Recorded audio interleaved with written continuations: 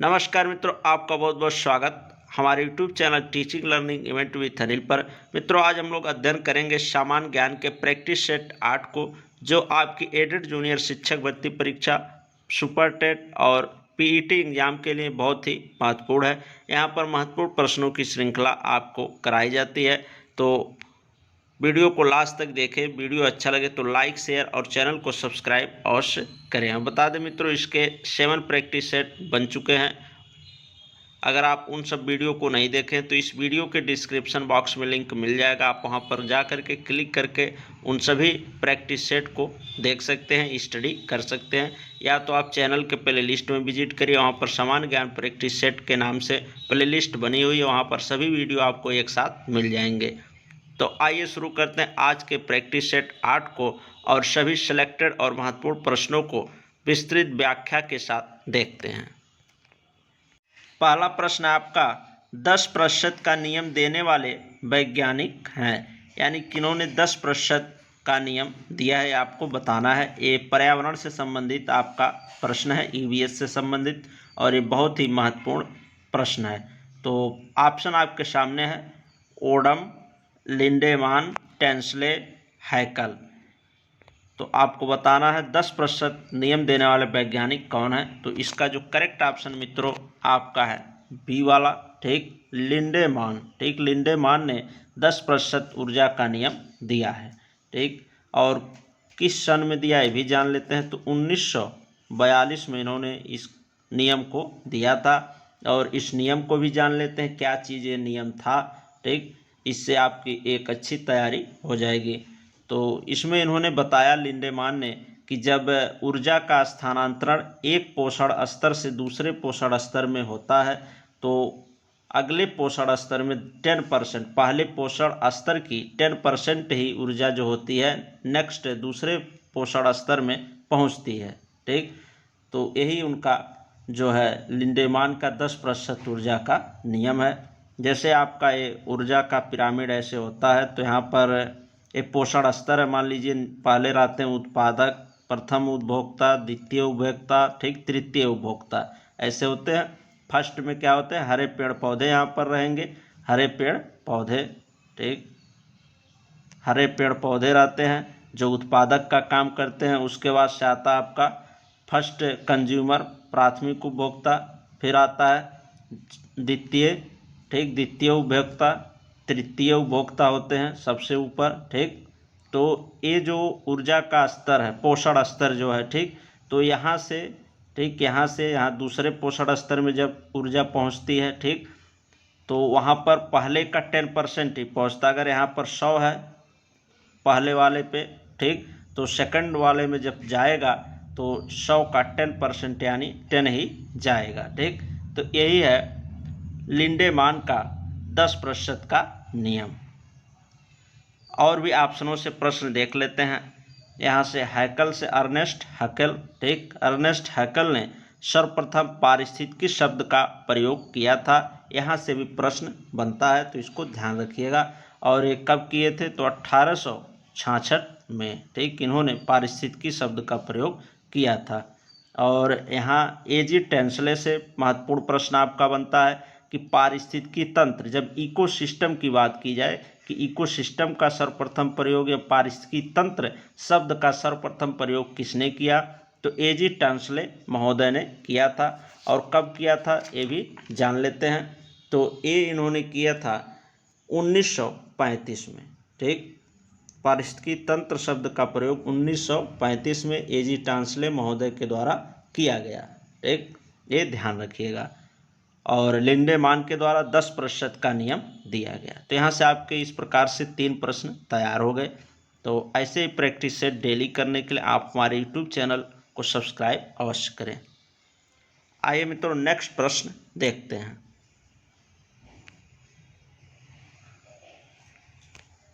Next आपका दूसरा, निम्न में से कौन सा पौधा मांसाहारी है। बताना आपको इसमें से कौन सा पौधा ऐसा है जो मांसाहारी है। ऑप्शन आपके सामने है, cypress vine, hyacinth, amaryllis, Venus fly trap. तो इसका जो करेक्ट ऑप्शन होगा डी वाला होगा मित्रों, वीनस फ्लाई ट्रैप। ये आपका मांसाहारी पौधा है। इसकी कुछ ऐसी क्वालिटी होती है, ठीक, मुंह खुले रहते हैं और जैसे ही कोई कीट बैठता है उसके अंदर तो वो मुंह बंद कर लेता है अपना ऊपर से और कीट को खा जाता है। तो कीट को भक्षण करने की वजह से इसको कहा जाता है मांसाहारी पौधा, ठीक, वीनस फ्लाई ट्रैप को, ये ध्यान रखिएगा। आइए नेक्स्ट प्रश्न देखते हैं, इस श्रृंखला के महत्वपूर्ण जो प्रश्न है।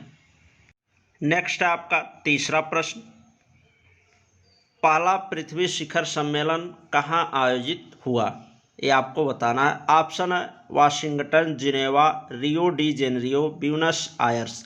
तो इसका जो करेक्ट ऑप्शन है सी ऑप्शन है, Rio de Janeiro. Rio de Janeiro में पहला पृथ्वी शिखर सम्मेलन आयोजित हुआ था। कब आयोजित हुआ था ये भी जान लेते हैं। तो ये 1992 में आयोजित हुआ था, ये ध्यान रखिएगा। यहाँ से सन भी पूछ लिया जाता है। और ये सेकंड ऑप्शन से बहुत महत्वपूर्ण प्रश्न बन रहे हैं कई, जिनेवा से, ठीक। तो यहाँ पर बता दें, विश्व स्वास्थ्य संगठन, श्रम संगठन, मौसम संगठन का जो मुख्यालय है वो जिनेवा में स्थित है, ये ध्यान रखिएगा। आइए नेक्स्ट प्रश्न देखते हैं, चौथा आपका विश्व मृदा दिवस कब मनाया जाता है। ऑप्शन है 10 दिसंबर, 5 दिसंबर, 16 अक्टूबर, 4 अक्टूबर। तो इसका जो करेक्ट ऑप्शन है बी वाला है, 5 दिसंबर को मनाया जाता है विश्व मृदा दिवस। और भी ऑप्शनों से प्रश्नों को देख लेते हैं, यहाँ से भी प्रश्न दिवस से संबंधित बन रहे हैं। जैसे आपका ए ऑप्शन 10 दिसंबर, तो 10 दिसंबर को विश्व मानवाधिकार दिवस मनाया जाता है। 16 अक्टूबर को मनाया जाता है विश्व खाद्य दिवस। 4 अक्टूबर को देख लेते हैं, 4 अक्टूबर को मनाया जाता है विश्व पशु कल्याण दिवस, ठीक। तो यहाँ से इस प्रकार से आपके 4 प्रश्न दिवस से संबंधित तैयार हो गए, ठीक मित्रों। वीडियो अच्छा लग रहा हो तो लाइक अवश्य कर दिया करें और अन्य साथियों के पास अपने शेयर भी कर दिया करें। तो आइए नेक्स्ट प्रश्न देखते हैं। नेक्स्ट प्रश्न आपका पांचवा, प्लासी का युद्ध कब लड़ा गया। ऑप्शन आपके सामने 1761, 1757, 1760, 1764। तो इस प्रश्न का करेक्ट ऑप्शन आपका बी वाला है, 1757 में, ठीक। प्लासी का युद्ध 1757 में लड़ा गया। और भी ऑप्शनों से युद्ध से संबंधित महत्वपूर्ण प्रश्न बन रहे हैं, उनको भी देख लेते हैं। जैसे आपका 1761 में पानीपत का तीसरा युद्ध हुआ था, ये ध्यान रखिएगा। 1760 में वांडीवास का युद्ध हुआ और 1764 में हुआ आपका बक्सर का युद्ध। आपका ये डी ऑप्शन है, 1764, ठीक। तो इसमें हुआ था बक्सर का युद्ध। आइए नेक्स्ट प्रश्न देखते हैं। नेक्स्ट और महत्वपूर्ण प्रश्न है, ये भी बहुत ही सिलेक्टेड प्रश्न है। भारत में पंचवर्षीय योजना कब शुरू हुई थी, ये आपको बताना है। ऑप्शन है 1958, 1947, 1951, 1955। तो इसका करेक्ट ऑप्शन है सी, 1951 में। प्रथम पंचवर्षीय योजना जो थी 1951 में शुरू हुई थी और 1951 से 56 तक के पंचवर्षीय योजना चली थी, ठीक। और इसका लक्ष्य पूछा जाता है परीक्षाओं में, तो उसको भी जान लेते हैं। इसका लक्ष्य क्या था, तो इसका लक्ष्य था कृषि एवं सामुदायिक विकास। प्रथम पंचवर्षीय योजना में सबसे जोर कृषि पर दिया गया। तो इसका जो क्या था लक्ष्य, कृषि एवं सामुदायिक विकास था, ये ध्यान रखिएगा, ठीक। कृषि और सामुदायिक विकास। तो इसके लक्ष्य से भी प्रश्न बन जाता है कि प्रथम पंचवर्षीय योजना का लक्ष्य क्या था, तो कृषि एवं सामुदायिक विकास था। और प्रथम पंचवर्षीय योजना कब शुरू हुई, तो 1951 में शुरू हुई। और प्रथम पंचवर्षीय योजना कब से कब तक चली, तो 1951 से 56 तक चली, ठीक। आइए नेक्स्ट प्रश्न देखते हैं। अगला प्रश्न देखते हैं 7वां प्रश्न आपका, तराइन का द्वितीय युद्ध किसके बीच लड़ा गया। ठीक, आपको बताना तराइन का जो द्वितीय युद्ध हुआ वो किन किन के बीच हुआ। ठीक, किसके बीच लड़ा गया। ऑप्शन आपके सामने सिकंदर तथा पोरस, अकबर तथा मोहम्मद गोरी, अकबर तथा हेमू, मोहम्मद गोरी तथा पृथ्वीराज चौहान। ठीक, तो इसका जो करेक्ट ऑप्शन है डी वाला आपका है। ठीक, मोहम्मद गोरी और पृथ्वीराज चौहान के बीच हुआ था। ठीक, तराइन का द्वितीय युद्ध, ध्यान रखिएगा, तराइन का द्वितीय युद्ध मोहम्मद गोरी तथा पृथ्वीराज चौहान के बीच हुआ था। और कब हुआ था ये भी जान लेते हैं। तो 1192 में हुआ था तराइन का द्वितीय युद्ध मोहम्मद गोरी और पृथ्वीराज चौहान के बीच। ठीक, आइए नेक्स्ट प्रश्न देखते हैं। अगला आपका करंट अफेयर से संबंधित प्रश्न 8वां, भारत के छात्रों द्वारा बनाए गए विश्व के सबसे छोटे और हल्के सैटेलाइट जिसे इसरो ने प्रक्षेपित किया है उसका क्या नाम है, ये आपको बताना है। ऑप्शन आपके सामने GSAT-31, classmate, GSLV MK3, PSLV C-44। ठीक, तो इसका जो करेक्ट ऑप्शन है मित्रों बी वाला है, क्लासमेट। क्लासमेट नामक जो सैटेलाइट है ये सबसे छोटे और हल्की सैटेलाइट है। ठीक, पूरे विश्व की, जो भारत के छात्रों द्वारा इसरो ने प्रक्षेपित किया था। ये भारत के छात्रों द्वारा तैयार किया गया और इसरो द्वारा इसको प्रक्षेपित किया गया, ये ध्यान रखिएगा। तो क्लासमेट सैटेलाइट का नाम है। इसरो को जान लेते हैं, इसरो क्या चीज़ है। तो इसरो जो है, इसरो इसका इंग्लिश वर्जन ये होता है ISRO, Indian space research organisation. ठीक, ये भारतीय अंतरिक्ष अनुसंधान संस्थान है। ठीक, तो इंडियन स्पेस रिसर्च ऑर्गेनाइजेशन। ठीक है, इसका फुल फॉर्म होता है, ये भी परीक्षाओं में पूछ लिया जाता है कि इसरो का फुल फॉर्म क्या होता है। तो इंडियन स्पेस रिसर्च ऑर्गेनाइजेशन। ठीक, भारतीय अंतरिक्ष अनुसंधान संस्थान। ठीक, या संगठन। आइए नेक्स्ट प्रश्नों को देखते हैं। नेक्स्ट प्रश्न आपका 9वां, पायरीला किस फसल का कीट है, ये आपको बताना है। ठीक, ऑप्शन आपके सामने मक्का, मूंगफली, कपास, गन्ना। तो इसका करेक्ट ऑप्शन है डी वाला। ठीक, गन्ना।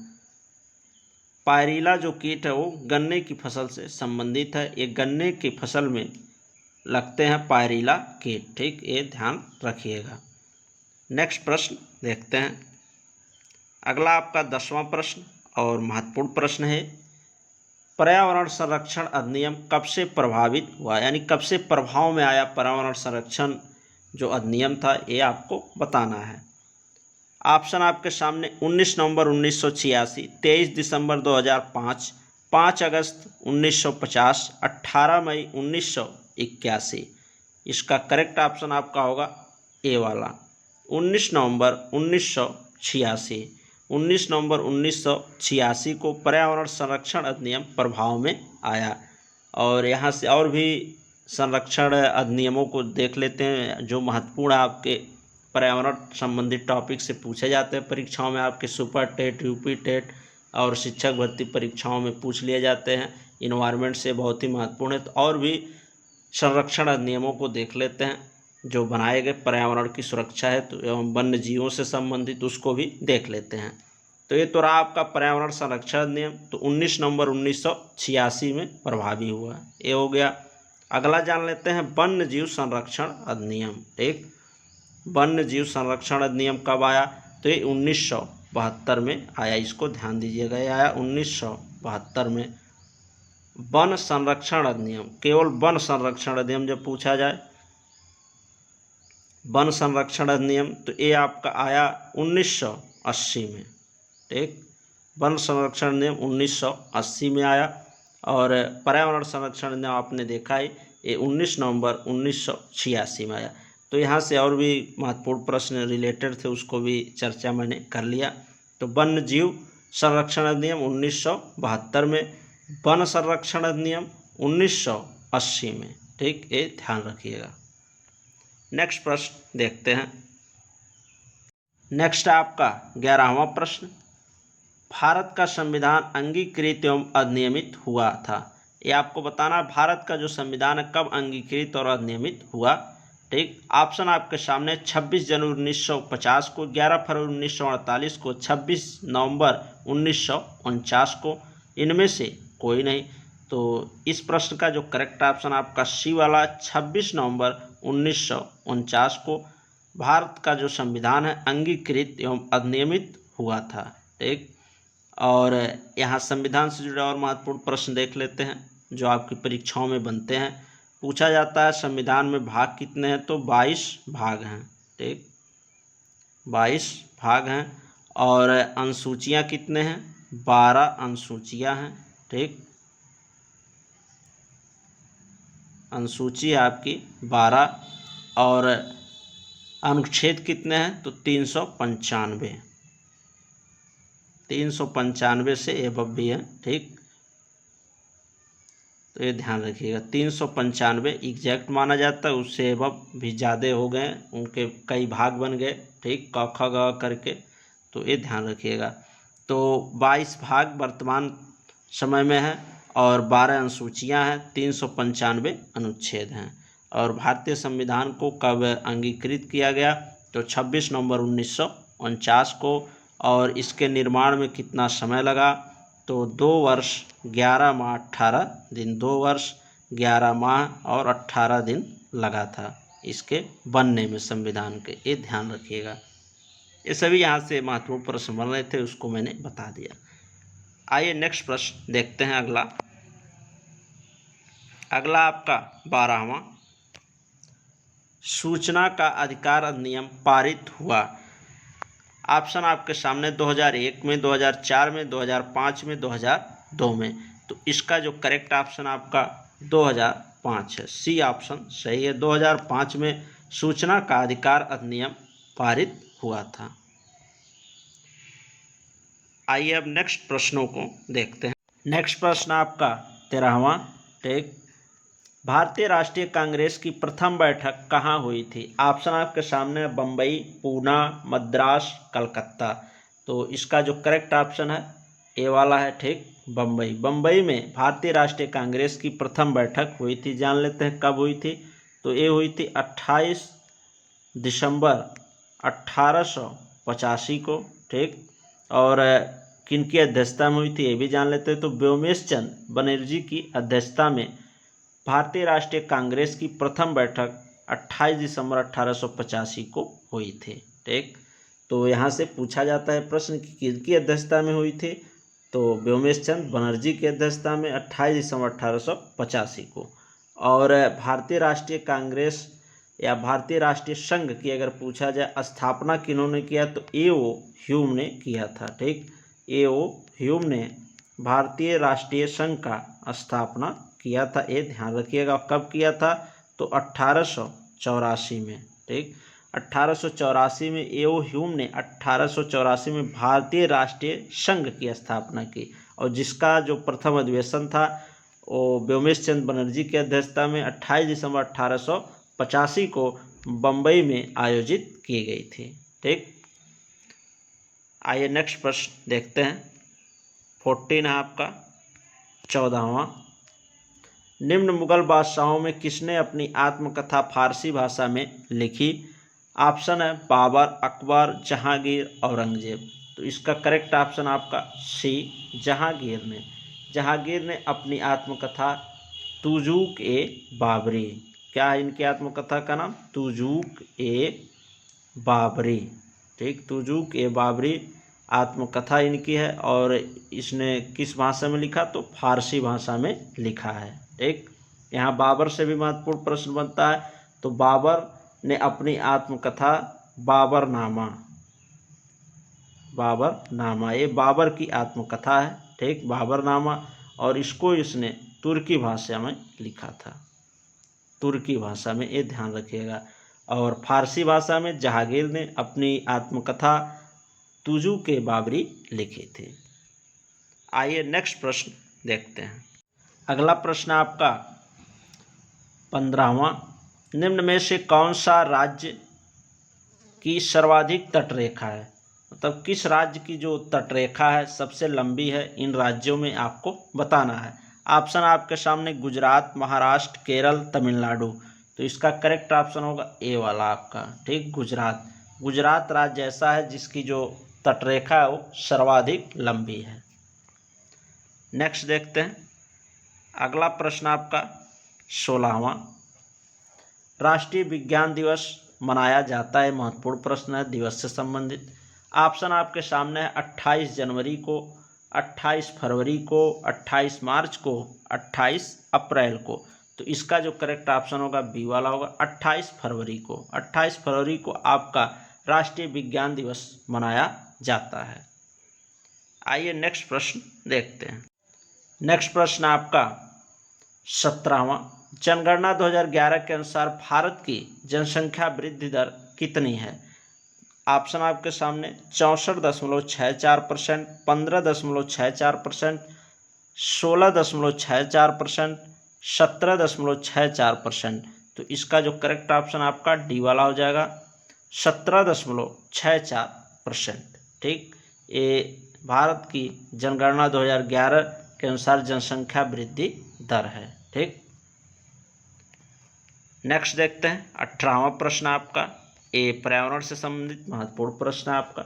निम्न में से कौन सा एक पारिस्थितिकी तंत्र पृथ्वी के सर्वाधिक क्षेत्र पर फैला हुआ है?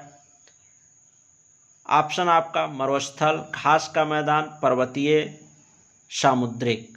ठीक, तो इसका जो करेक्ट ऑप्शन आपका होगा डी वाला, ठीक, सामुद्रिक यानी समुद्र है। ठीक, पूछा जाता है आपकी परीक्षाओं में कि सबसे बड़ा पारिस्थितिकी तंत्र, तो यही होता है सागर या समुद्र, और यही सर्वाधिक क्षेत्र पर, पृथ्वी के सर्वाधिक क्षेत्र पर फैला हुआ है। तो ऑप्शन आपका डी सही हो जाएगा।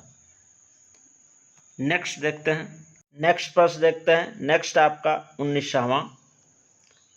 वर्ल्ड वाइड फंड WWF का प्रतीक कौन सा जानवर है? आपको बताना है। ऑप्शन आपके सामने ज्वाइंट पांडा, बाघ, हॉर्नबिल, सफ़ेद भालू।